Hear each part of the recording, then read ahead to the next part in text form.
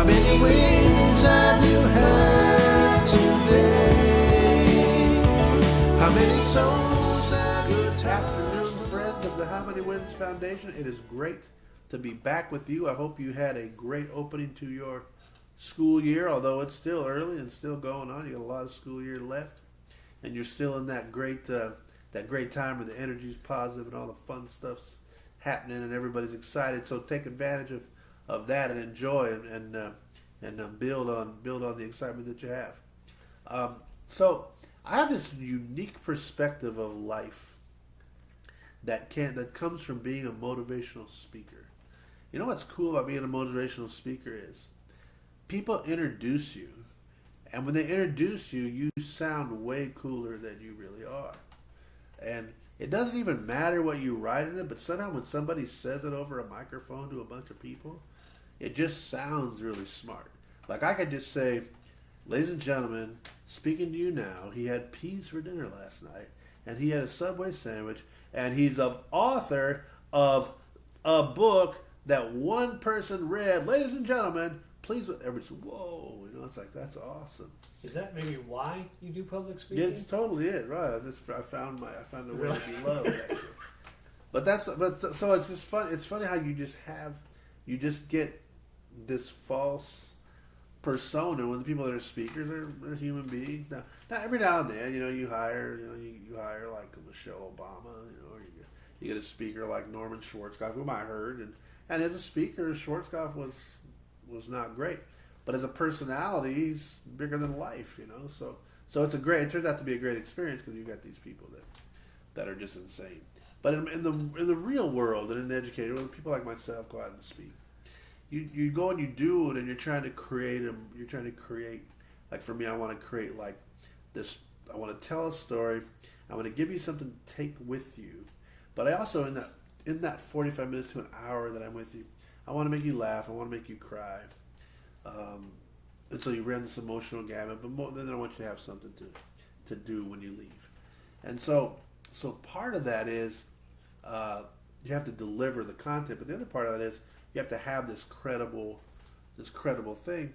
But I think, and that's a good thing, and I've worked hard to have a credible career, and of course my story is fairly freakish, so that's, people, I think, respond to the story.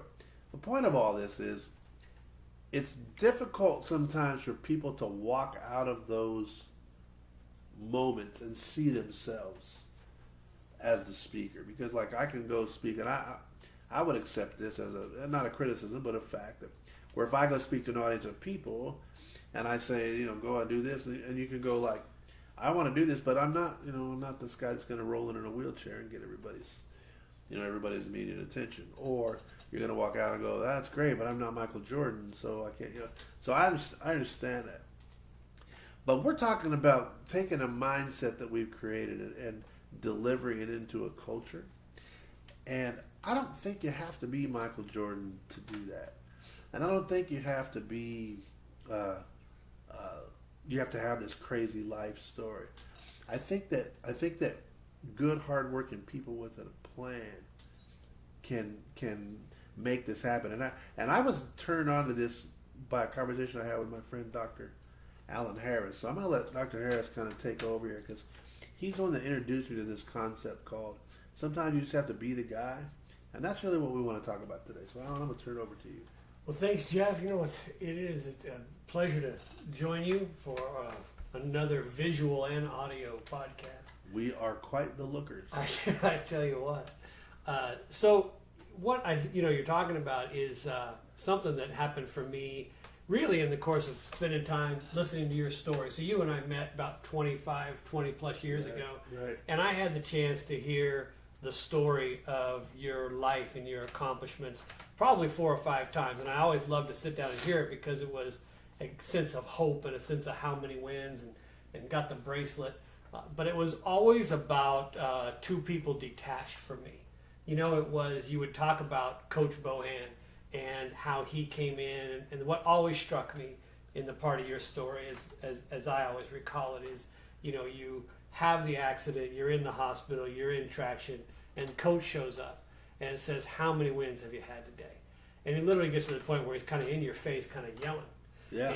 And you're like, you told your mother, I think, don't let that guy back in. Right. Call the police. And then you would, say, Coach showed up every day for the next 18 months and then talked about how that changed your life. And I would often think about that and just think, gosh, as teachers, I think we all want to come in and be kind of Jack Bohan, but I would leave your speech and say, well, if I ever have a student who's in a bad accident and is quadriplegic, I'm going to go to the hospital every day. Exactly. And in my 15 years, I had never had a student who'd had that accident. Good for them, but I wasn't connecting the work. I just heard your motivational story and didn't see how it was that it related really to my actual doing and being.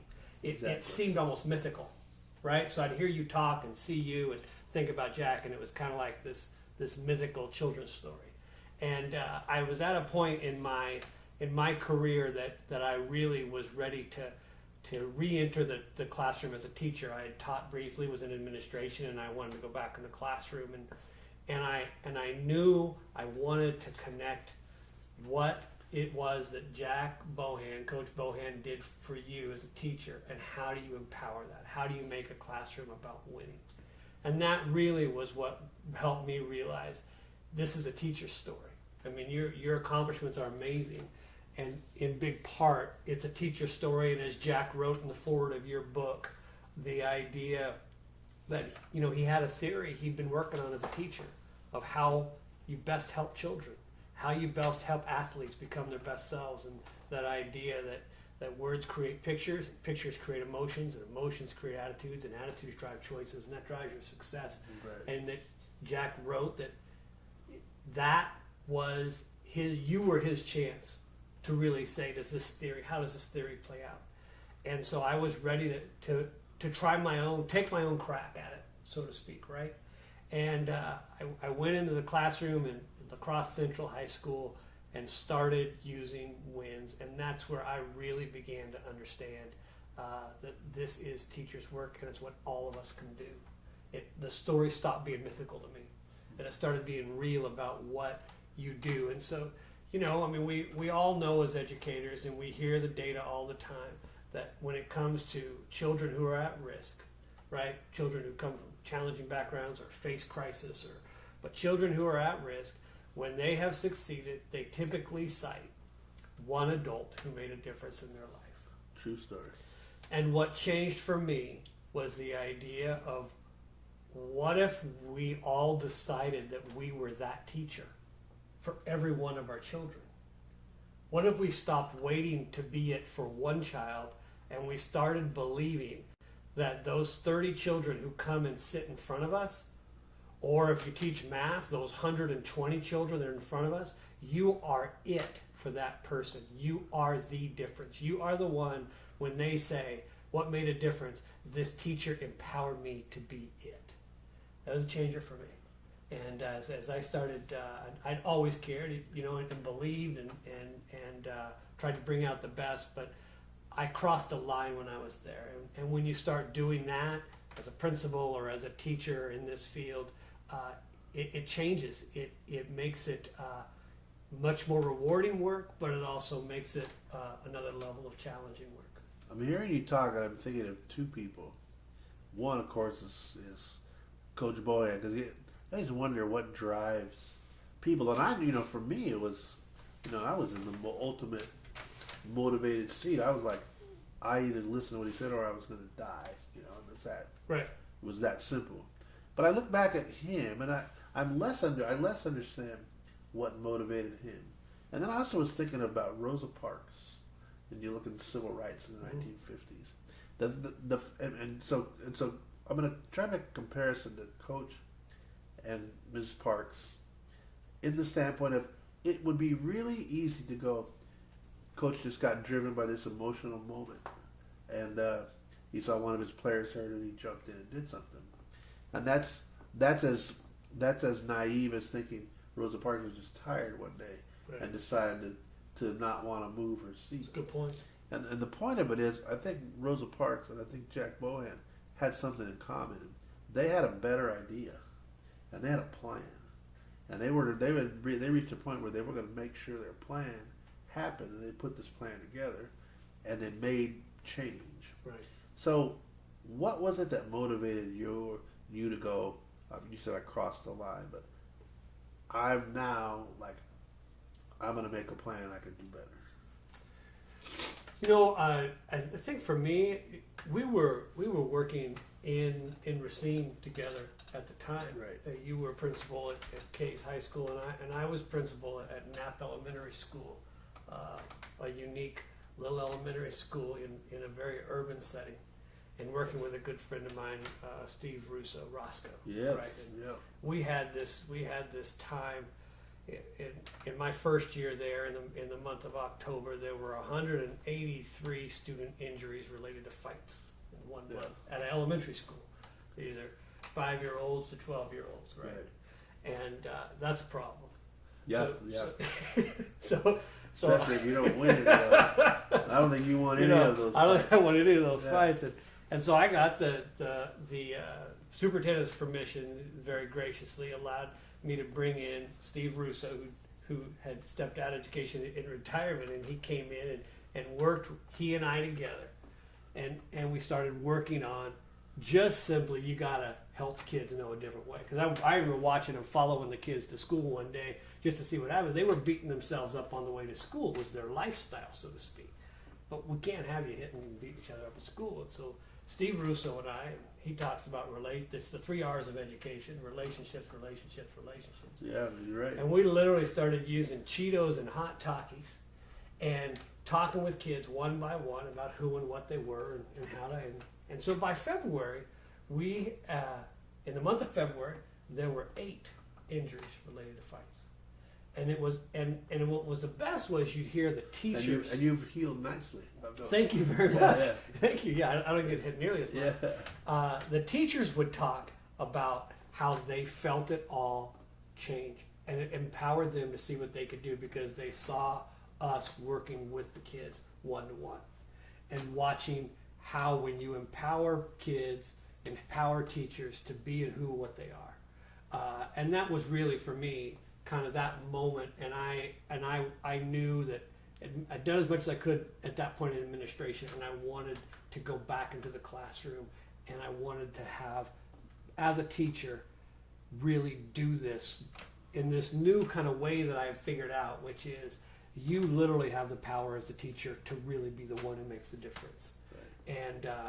And I remember that summer before I started teaching at La Crosse Central High School, calling you and talking to you and telling you that I had this idea that what I was going to do is take a roll of duct tape and some Sharpies. And my students had one particular assignment that had to be completed every day, and that was at the end of each class. They had to take a piece of duct tape, tear it off, and on with a Sharpie, write on that piece of duct tape what was one win they had that day, one positive thing that was moving them forward, and put it up on the wall. And you know, I was halfway there when I started. I was halfway crossing the line when I talk about crossing the line. As that year went along and I saw those wins change and heard the kids begin to tell me. So at first the wins were I got up and made it to school. But about halfway through it was I stayed in math the whole time. I studied for my math exam. Right. And you begin to get to see these concrete things. And I began to see how when I empowered them and gave them their ideas, not being their savior, not doing it for them. And I think that was something really powerful that Jack did with you, right? As he empowered you to see your future, for you to be your future. Sure. But he wasn't going to be the Jack show. It wasn't going to be Jack sitting by your side all the way 30 years later. He was trying to help you reach and be something, which is much harder than I'm going to be the one. I'm the only reason this kid can succeed. Right. And as that year went along, that was when I really crossed and shifted and began to see the power of working with children at that point, high school students, on being, as Jane Nelson talks about in her Positive Discipline, kind and firm. Here's your potential of where you can be, and I'm the one who's going to hold you accountable to get there. So if we so in context, I want to bring some context to the how many wins conversation that we're trying to have. Because this is a really critical step in this, and it's kind of step one and step 1A. And we had talked about last time we talked. We talked about I come and speak, and most of you wouldn't be on here if you wouldn't have heard me. And you go back and you kind of start this. Well, how can I be a how many wins teacher? How can I be a how many wins leader? And part of that is like we said last time. You kind of have to you have to create opportunities for yourself to go out and show and to do it and to feel successful at it and kind of change the mindset of your school. But you want to lead, but you're trying to lead others too, and that's a little bit of a tough risk. If it's a teacher, you're leading your students. But the bottom line is, it starts with this. Like, you've got the mind. We gave you the mindset, but you could take the mindset and just go, I don't want to mess with it. So that's why I say this isn't really step 2. It's kind of step 1A, and it's like, I have to decide to be the guy. I've got to decide, am I willing to step up and be the guy? And Rosa Parks and Jack Bohan, and in your case, yourself, and teachers across the country, as we've seen in the last year, are starting to walk out and go, you know what? I can be the guy. I don't have to be a 5-star general. I don't have to be a Heisman Trophy winner. I don't have to wait till my kid gets in a wheelchair. I can step up and I can lead a culture. I can lead my classroom. I can create victories for people. Just because I want to be the guy. I want to see change. And I want to see people get their best selves. And it's really, to me, there's a couple of steps to it. And the first one you just talked about really nicely. You got to have a plan. Because the thing about, I think I said about Rosa Parks and Jack Boyd was, they didn't just walk in and do it and go like, I've got this really cool thing to do. They had a plan. Her plan was to change the civil rights movement. Boyd was talking about, I'm going to teach independence to a young guy that lost it. And he wasn't trying to be a hero, and he wasn't trying to be my daddy. He was trying to teach me to come back and make, and get control back of my life. You went into a situation, and it should be mentioned, you were also teaching special education at the time, where you were trying to teach kids how to survive in their school environment. And so so you had a plan. Yeah. Right? Yeah. Right. Yeah, I mean, in that particular piece, I was support for students with learning disabilities, emotional behavior disabilities, and others who were working through their classes. And one of part of my plan was to empower them to see that if you have a specific disability, one of the 13 designated disabilities, that you also have strengths that correlate. And you have to know your strengths, and you also have to know that if it is a disability, that therefore there are certain accommodations that you're required to get so that it is a level playing field, Right. And when you learn that you are this strong and you can advocate for yourself, you're empowered to begin to change the world. And I had, I'll never forget, one of my students, came in one day and said, you helped me know what my actual disability is. And now when the teacher says, well, you were listening, I'm able to say, no, I was listening, but my disability doesn't allow me to remember it. So I get to hear it twice. Yeah, nice. And that was that shift, right? I mean, that was when I began to see, similar to what, you've talked about with Coach, and that sense of not going to allow you to be part of a no hope crew. From the very beginning, he knew he wasn't going to let you go there. And I went into that knowing I am going to empower them to know that they get to shape their future. True story. So that's part one is just the willingness to have, you got to be the guy, you got to have a plan. But part 2, and you started to talk about with some of your guys, the most, probably, I don't know if it's the most impressive thing or just a series of impressive things that my coach showed me was the part 2 of this being the guy is, it's relentless work, man. And that's the hard part. It's easy to get caught up in this idea, well, I went in there and I didn't fix it in one day. All of us want that. We want to come up, and it doesn't work that way. If you're going to be the guy, you gotta be the guy, man. For a while, Coach sat there in my room, and he put me in his class in school. He chased me around campus. He came to my house. It didn't matter. It was 18 months of just constant, until I graduated from high school, right, of just daily, just relentless coaching. From him. He never stopped, and that's being the guy sounds really good, right? But then when you're really the guy, dude, you need to be the guy all the time, and that's a challenge. But you mentioned it, coaching, not enabling, right? Like coaching you to reach it is different than enabling or just being the one who just makes it happen for you. Yeah. So I think about the civil rights people, and talk about relentless. Sadly, they're still at it. Trying John Lewis. But the relentlessness of that movement, Mm-hmm. and the coach's relentless movement, and now you're in a situation where you're continuing Yeah. to do it, and I'm not even trying to continue to just bang myself across airports across the country trying to Right. get into people's right, but it's a never ending conversation. Yeah. So that's part 2 of it. Now part 3 of this thing for the How Many Wins conversation. This is an interesting part of it. And I'm proud that I learned this, I think, from my coach. And I also think maybe I came from and you and I come from the same generation, but we're a little bit different generation. I don't know, to this day, I do know, my coach did not get a dime for what he did. Right. He didn't get a stipend. Right. He didn't get a extra period contract. There was nothing about it that he got paid extra for. Anything like that. He was motivated by his own intrinsic idea or need to do the right thing. And that sounds, just as the words coming out of my mouth, sounds kind of corny. But it's true. And I'm wondering if you're going to be the guy, that's the way to do it. You do it because it's inside of you. It's not an extrinsic motivation. I think that's what I mean by that idea of crossing the line from deciding to make a difference to actually be the difference for every child. That sits with you. When you decide you're going to be the difference, that keeps you up at night sometimes. Yeah. It does. It's tireless because you are thinking about what is going to happen for that student and what can you do that is going to empower that student.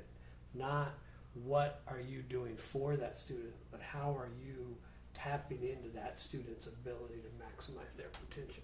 Right. And it is. I think that's what I meant for myself in terms of crossing the line. From everybody wants to make a difference, and that's a wonderful thing. When you decide you are going to be the difference, as Coach decided he was going to be the difference for you, as John Lewis and Rosa Parks decided they were going to be the difference in the civil rights movement. It is, as John Lewis says, it's about being a pilot light. It's not flashy, but once you're lit, you stay lit. And then those guys took a beating, for what they did. And my coach didn't take a beating, but God, the time he gave up of himself and his family, and in order to do the things that he did, and it's it's relentless, but it's also, you have to be really driven by something deep inside you. Mm-hmm. But I think that's the only way to be great. I think that's the only way to. I think greatness doesn't come from just striving to get recognized by people. It's this purpose that is inside of you to do something. It's the doing, right? Really good for somebody. Yeah. So that's the thing, So if I look, as we kind of put a wrap on this particular podcast, if I look at what we're trying to do, this national conversation is about how many wins, and it's about creating a culture of people who celebrate the world and teach our young people how to celebrate each day and how to build on strength, and celebrate strength. And I think at some point in time, the adults in this conversation have to step up, and we're trying to create a room full, a school full, a community full of people who are saying, you know what, I'm willing to be the guy or the gal. I'm willing to step up and be the difference maker. And I may not be able to be the president of the United States or the governor of California and make legislation that changes the state and the world, but I can control my little world. I've got my little family. I've got my classroom. I've got my team. I've got these people that I impact, and I can make a difference with them. And so I'm willing to be the guy, and I'm willing to be relentless. And if I've got a kid in my class for 9 months, that's 9 months where I'm going to be a complete ambassador and coach of that particular student to make sure that they find a future for themselves that they may not have seen when they started. And so and two, this is three, but I mean, believe me, I am an advocate for salaries and getting. We want to get the most professional salaries. We want to be paid the way we should. This isn't about that. But when salary structures are hit, you get paid the same whether you do a great job or whether you do an average job. And my point is, let's be great because we want to be great. We want to make a difference. And when we find opportunities to really step up and do something good, we got to take them. And that's what How Many Wins culture. That's when How Many Wins culture becomes spread, and when it becomes something that becomes a normative behavior. That's when we're going to be successful. And it starts with people one by one stepping up and saying, I'm willing to be the guy. And as we always say, when we start to do that, those are the people that are going to go home at night and look themselves in the mirror and ask themselves that question, how many wins have you had today? And I guarantee you're going to find them, and you're going to keep coming back. And we need you to come back because the students in this country, we need you. So we'll look forward to seeing you again next month. Have a great month. Talk to you soon. Bye-bye. Okay, number All right. 2 down, man. That went all right. That was a good one. I like that one. I love that story, man, about the duct tape stuff. I remember going in your classroom and not in the class. You sent me some pictures. Yeah. You sent me some pictures of like a poster that had all these things on there, but I never actually saw it. Yeah. But like, so how did kids do it? What did they just? Well, you just take, everybody loves duct tape. Didn't you always love duct tape? Remember they'd make a duct tape wallet. Kids would make a duct tape wallet. I missed all the good stuff. Oh, I lived in the trailer park. I lived in the trailer park. We didn't have all that rich and stuff. you always love some good graffiti with a Sharpie. I did have a principal a little concerned that I was using Sharpie. Yeah. But you just took duct tape and a Sharpie. And here, look. I always got it with me. Don't you always carry duct tape with you? You are a weirdo, man. No, so I'd have like, So wait, now and this came in all different so colors. you're sitting at your class, and you're sitting in your classroom with Right. a teacher. So one of my favorite stories. I went. Did and a kid did have their own at their desk? Or? No. There was a over on the shelf. I'd have duct tape in like 9 different colors. Okay. I had this principal who I said, hey, I need to order some duct tape and Sharpie. He said, I'll get you whatever you want. So I ordered literally like $500 worth of duct tape. God. He said his secretary opened up the box and screamed at him. So I'd have a pile of this, and the kids just go over, tear off a piece of duct tape, go up to the poster board. Look I happen to have a piece right Look there. at you prepared. Yeah. Write down. What's your win today, Miss Steve? So did it have to be a win on the? So I started with just anything positive. I need you, because I was working with kids, who thought, the world was Yeah. nothing big. That's So all I'm saying. it was literally just like one, and I told you one day, I went over and looked at it, and girls, I woke up and I wasn't pregnant. Yo. Right? Yeah. I mean, it was just anything that it was positive. Okay. But then over time, we shifted it. So what's your win today? So I turned in 2 homework assignments out of 10. It doesn't matter how many out of how many. What'd you do? You turned in homework, All right? right. Yeah. See, there you go. Turned in homework. Boom. And I put it on my desk. Well, at class, I had a big poster board, and they'd go up and they'd just put it, and it made like a little mosaic. And outside my office now at Foothill, right outside the wall, teachers come by, and they'll say, "Hey, I got a win." That's We outstanding. fill it up, and at lacrosse, I filled that whole wall just full by the end of the year. I love it. Yeah, all different colors. I see a duct tape sponsorship coming our way. I think so. There you go. All There right. you go. There you go. Sweet, man. Good stuff, man. Yeah, for sure. That's a good one. Yes, indeed.